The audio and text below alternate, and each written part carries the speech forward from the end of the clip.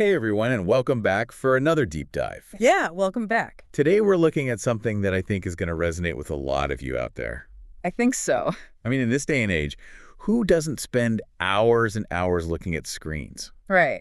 Phones, computers, TVs. Exactly. And, for me personally, I always notice it at the end of a long day, especially if I've been doing a lot of editing or writing. Oh, yeah? Just this kind of eye fatigue starts to set in. Mm. A little bit of blurry vision sometimes, maybe some dryness, just that feeling of, ugh, my eyes are tired. Just kind of that gritty feeling. Yeah, exactly. You just want to close your eyes. Yeah, exactly. Step away from the screen for a bit. It's become so normal, right? We just kind of accept it as part of modern life. Yeah, almost like a badge of honor, like, oh, look how hard I've been working. My eyes are killing me. But what if it's not something we just have to put up with? What if there are ways to actually understand this discomfort and maybe even find some relief? All right, and that's what we're going to explore today. And we're going to do that through a really fascinating lens, Ayurveda. Now, you might be thinking, what does this ancient Indian system of medicine have to do with my computer screen?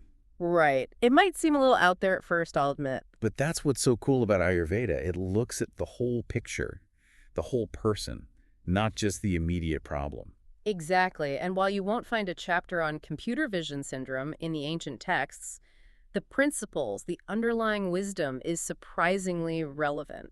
Absolutely. And that's what this article we're looking at from the AYUSHDHARA journal really gets into. Right. So we're going to take a deep dive into that today, see what insights we can glean from this Ayurvedic perspective on a very modern problem. So first things first, let's define what we're talking about. Yeah, when we say computer vision syndrome or CVS, what does that actually mean? Well, the article gives us a nice, clear definition from the American Optometric Association, which is always a good place to start. They say CVS is a, quote, complex of eye and vision problems related to near work, which are experienced during or related to computer use.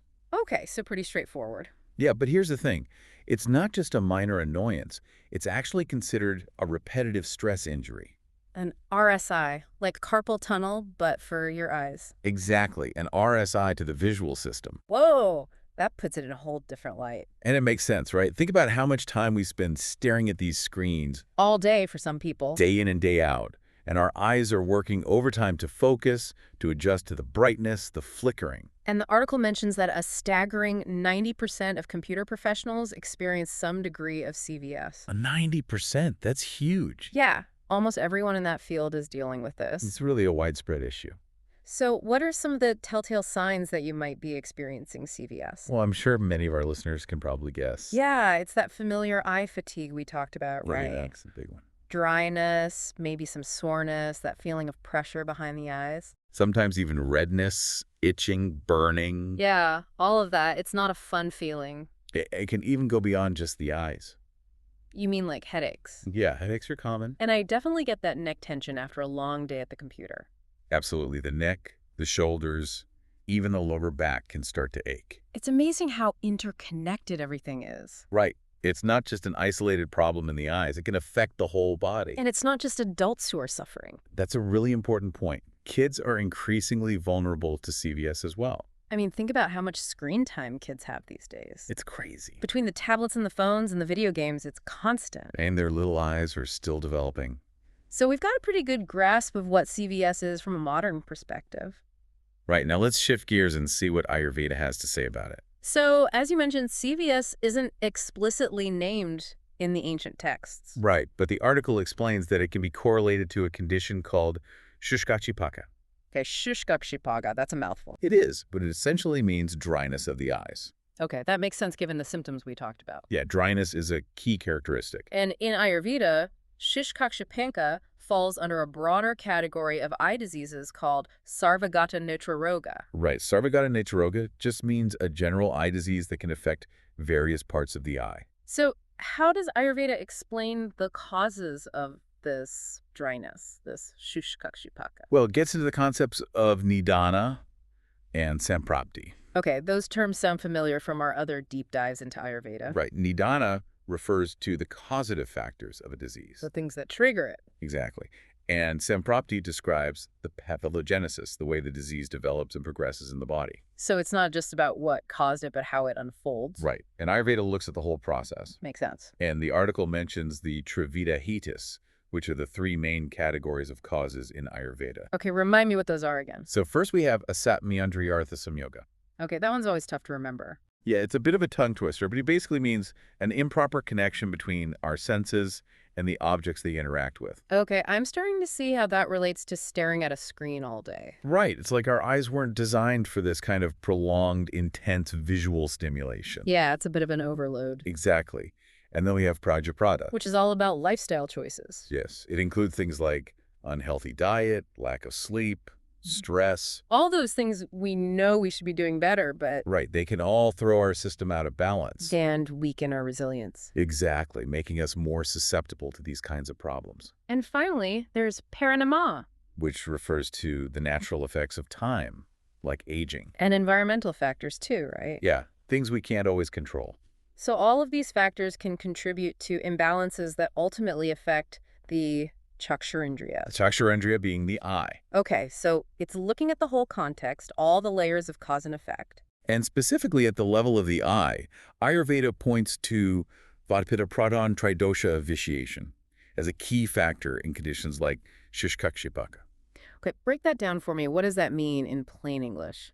So Tridosha vitiation refers to an imbalance in the three fundamental energies, or doshas, in Ayurveda Vata, Pitta, and Kapha. And Vata Pitta Pradhan means that Vata and Pitta are the predominant doshas involved in this particular imbalance. And we've talked about those doshas before, but just to refresh our memory. Sure. So Vata is associated with movement, dryness, coldness. And Pitta is heat, inflammation, sharpness. Exactly. So when these two doshas are aggravated, it can lead to dryness, irritation, inflammation in the eyes. Okay, I'm starting to see the connection. And this imbalance can then lead to stansamshraya, which means... the lodging or accumulation of these aggravated doshas in a specific location. And in this case, that location is the nitra, the eyes. Right. So it's not just about a lack of moisture. It's about an energetic imbalance that's creating that dryness and other symptoms. It's a really different way of thinking about it, but it makes a lot of sense. And what's interesting is that the article mentions Acharya Vagbhata, who was a renowned Ayurvedic physician. Oh, yeah, we've come across his name before. Right. And he describes symptoms related to mild light, electric sparks, heat exposure. That sounds surprisingly relevant to our modern world of greens. It does, doesn't it? It suggests that even in ancient times, they recognized that certain types of visual stimuli could be problematic. Maybe they were staring at fires or spending too much time in the sun. Who knows? But it's fascinating to think about. So even though they didn't have computers, they were observing similar patterns of imbalance. Right. And the article makes a really important point. Ayurveda doesn't always need a specific name for a disease to treat it. It's more about understanding the underlying patterns of imbalance. Exactly. The doshas involved, the location, the symptoms. It's a more holistic approach. And it can adapt to new challenges. Which is key in our ever-changing world. The article even proposes some potential Ayurvedic names for CVS, like Sanganaka, Atyugajanya, Nitra Samlakshana. Wow, that's a mouthful. It is, but it essentially means eye symptoms arising from excessive use of computers. So they're finding ways to integrate this modern ailment into the ancient framework. That's pretty cool. Now let's dive deeper into the symptoms. Okay. How do the Ayurvedic descriptions of Shushkakshipaka line up with the modern symptoms of CVS? The article gives some really vivid descriptions from the Ayurvedic texts. Right. For example, it mentions difficulty closing the eyelids due to hardness and roughness. I can imagine that would be really uncomfortable. It is, and they described it as Daruna Ruksha Varma Yat Kunitam. Yeah, I'm not even going to try to pronounce that. It's a mouthful, but it paints a picture. Right, and they also talk about avila darshana, which means unclear vision. Yeah, blurry vision, difficulty focusing. And sudar runamyan yat prativadanam, which is difficulty opening or closing the eye. Right, so it's not just about the dryness, it's about the impact on eye function. And the article highlights Acharya Vagbhata's description of Shushkakshipaka as being particularly relevant. Yeah, he lists symptoms like garshna, which is that feeling of having something in your eye. Oh, yeah, I get that all the time. It's like a gritty sensation. Exactly. And toda, a pricking pain. Ouch, badea. Which refers to a loss of clear vision due to waste accumulation. Interesting. And again, the hard and rough eyelids, they describe that as ruksha daruna vartma. Okay. and difficulty moving the eyelids. Kritra unmila nimila. So basically, all the hallmarks of dry eye. Right. And of course, the dryness itself, shushkata, and general pain, shula. So even though the language is different, the experience is the same. Right. It's remarkable how well these ancient descriptions align with what people experience today. It really is, and it speaks to the keen observation skills of those early Ayurvedic practitioners. Absolutely. They were paying close attention to the subtle nuances of the body.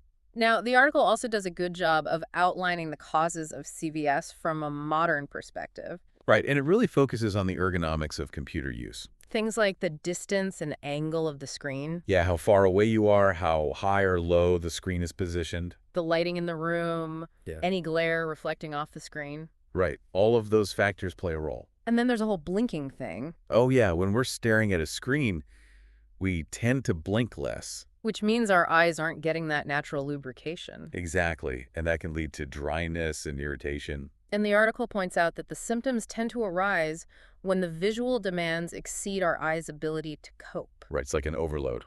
And anyone spending 8 or more hours a day on a computer is at increased risk. Which is a lot of people these days. Yeah, it's almost the norm. So we've got these two perspectives on CVS. The modern view focusing on the external factors, the ergonomics. And the Ayurvedic view looking at the internal imbalances, the doshas. Right. But they're not mutually exclusive. Exactly. They can complement each other. And now let's get to what everyone's probably waiting for, the treatment options. Yeah, what does Ayurveda offer in terms of managing and addressing CVS? Well, the first and foremost recommendation is nidana parivarjana, Which means... avoiding the cause. So in this case, that would be reducing computer use? Right, as much as possible. Easier said than done for many of us, but it's a good starting point. Absolutely. And then there are a number of specific Ayurvedic treatments that can be helpful. Okay, let's go through those. So one of the first ones mentioned is Nasya. Nasya, that rings a bell. It's the administration of medicated oils, or ghee, into the nasal passages. Okay, and how does that help the eyes? Well, Ayurveda sees a strong connection between the nasal passages and the head, including the eyes. It's all connected. Exactly. And Nasya is often used for urdhva vikaras, which are diseases above the clavicle. So anything affecting the head and neck region. Right. And the article mentions specific types of Nasya, like abibitila pretamartia Nasya, Okay. Jivniya Gritha Nasya, Anutila Nasya. So different oils and ghees are used depending on the individual's needs. Exactly. It's a very personalized approach. What about eye washes? That seems more intuitive for an eye problem. Yeah, prakshalana, or eye washes, are a very common Ayurvedic remedy. And they can be as simple as splashing cool water on your eyes. Right. Just that can be incredibly soothing. And the article even suggests holding cool water in your mouth at the same time. Yeah, for an extra cooling effect. That's interesting. And they also recommend a Triphala eye wash. Triphala, that's a classic Ayurvedic formula. It is. It's a combination of 3 fruits that are highly beneficial. And you can make an eye wash by soaking the powder overnight and then straining the water. Right. And it can help to reduce dryness and inflammation. What about yoga? Are there any specific yogic practices that can help? The article mentions Shatkriyas, which are yogic cleansing techniques, and specifically Tritaka, which involves steady gazing. Interesting. You focus your gaze on a single point. Like a candle flame. Yeah, that's a common one. And that's supposed to help with eye strain. It can strengthen the eye muscles and improve focus. Makes sense. It's like a workout for your eyes. Right. And then there are the Natikriyas, Which are? nasal cleansing techniques, Oh, like Jalneti, rinsing the nasal passages with saline water, yeah, I've heard of that one. and Sutraneti, which uses a thread. That one's a little more advanced. Yeah, you might want to learn that one from a qualified teacher. But the idea is that cleansing the nasal passages can also benefit the eyes. Right, it's all connected. What about Seika? I'm not familiar with that one. Seika is a gentle therapy where you pour medicated liquids over the closed eyelids. Okay. It can be herbal decoctions called gwatha or medicated ghee, sneha. And you just pour it over the eyelids. Yeah, slowly and gently from a specific height. And that's supposed to help with dryness and irritation. Right. It can be very soothing and nourishing. Interesting. And the article mentions that Sandhava lavana, or rock salt, is considered beneficial for the eyes. Okay. So you might use a saline solution for Seika. And then there's Netratarpana, which sounds pretty intense. It is a specialized treatment. What happens? Basically, they create a small well around your eyes using dough, Okay. and then they fill it with lukewarm medicated ghee. Wow. And you just relax with the ghee, bathing your eyes for a certain amount of time. That sounds pretty amazing, actually. It can be very restorative. And ghee is considered madhura shita in Ayurveda. Right, which means sweet and cooling. So it helps to balance vata and pitta. Exactly, which are often aggravated in eye conditions. And the article specifically mentions Jivantiti Grita Tarpana as being helpful for CVS. Right, it's a specific formulation that's used for this purpose. Okay, so that's one to look into. Definitely. What about Anjana? Anjana is the application of medicinal preparations to the eyelids. Like a paste or a powder. Right, it can be various forms. And what does that do? It can help to soothe and heal the eyelids, reduce inflammation. Okay. And the article mentions Lakananjana specifically. Which is? It has a scraping action. Scraping the eyelids. Well, not literally scraping, but it helps to remove any accumulated doshas or toxins from the eyelids. Okay, so it's like a deep cleanse. Right, it helps to purify the area. And then there's Gridapana, which is taking medicated ghee internally. Right, and this might seem less direct than the other treatments. Yeah, how does drinking ghee help your eyes? Well, remember that Ayurveda sees the body as a whole. Everything is connected. Right. And the article specifically recommends Triphala Gridapana for CVS. Triphala, again, that seems to be a recurring theme. It is. It's incredibly beneficial for overall health, including eye health. And ghee itself is nourishing and helps to balance vata and pitta. Exactly. So it's working from the inside out. And the article mentions that it's often taken with cow's milk as an anupana. Which is an adjuvant that helps to enhance the effects. Okay. And Santavigrita is also mentioned as beneficial. So different ghee formulations can be used. Right, depending on the individual's needs. And then there's Abhyanga, which is massage. Right, and everyone loves a good massage. And in the context of CVS, local massage around the eyes can be very helpful. Just to relax the muscles and reduce tension. Exactly, and Shirabhyanga, or head massage, is also very beneficial. Because the optic nerve is connected to the brain. Right, so massaging the head can improve circulation and nourishment to the eyes. Makes sense. And it promotes drishtiprasadana, which means clarity of vision. That's what we all want. Absolutely. And then there's Ascutana. Which is the installation of medicated drops into the eyes. Okay, so kind of like modern eye drops. Similar, but the drops are made with specific Ayurvedic herbs and ghees.